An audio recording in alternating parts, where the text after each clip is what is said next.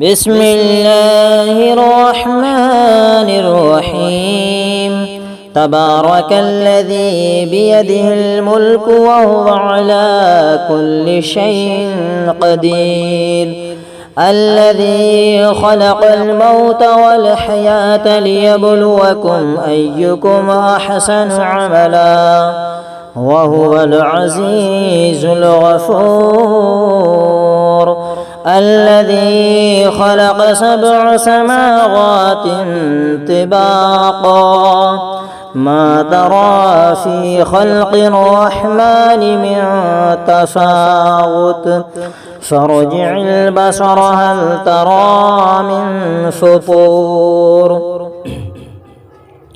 ثم ارجع البصر كرتين ينقلب إليك البصر خاسئا وهو حسير، ولقد زينا السماء الدنيا بمصابيح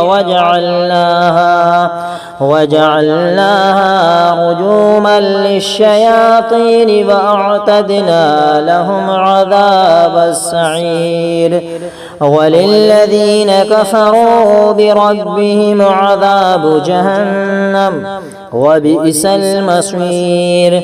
إذا ألقوا فيها سمعوا لها شهيقا وهي تفور تكاد تميز من الغيظ، كلما ألقي فيها فوج سألهم خزنتها ألم يأتكم نذير، قالوا بلى قد جاءنا نذير فكذبنا وقلنا ما نزل الله من شيء إن أنتم إلا في ضلال كبير. وقالوا لو كنا نسمع أو نعقل ما كنا في أصحاب السعير، فاعترفوا بذنبهم فسحقا لأصحاب السعير.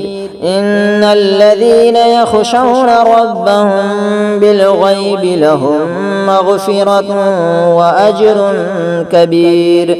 وأسروا قولكم أو اجهروا به إنه عليم بذات الصدور. ألا يعلم من خلق وهو اللطيف الخبير. هو الذي جعل لكم الأرض ظلولا فامشوا في مناكبها وكلوا من رزقه وإليه النشور. أأمنتم من في السماء أن يخسف بكم الأرض فإذا هي تمور أم أمنتم من في السماء أن يرسل عليكم حاصبا فستعلمون كيف نذير.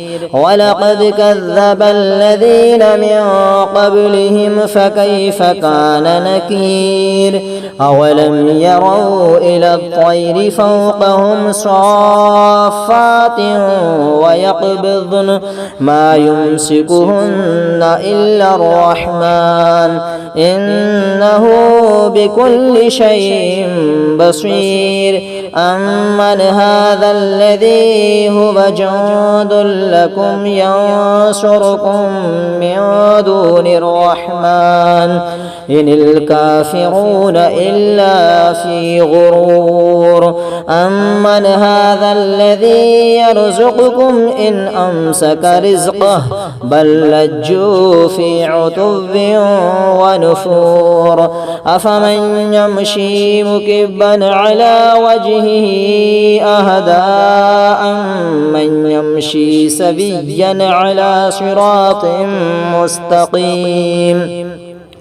قل هو الذي أنشأكم وجعل لكم السمع والأبصار والأفئدة قليلا ما تشكرون قل هو الذي ذرأكم في الأرض وإليه تحشرون ويقولون متى هذا الوعد إن كنتم صادقين قل إنما العلم عند الله وإنما أنا نذير مبين فلما رأوه زلفة سيئت وجوه الذين كفروا وقيل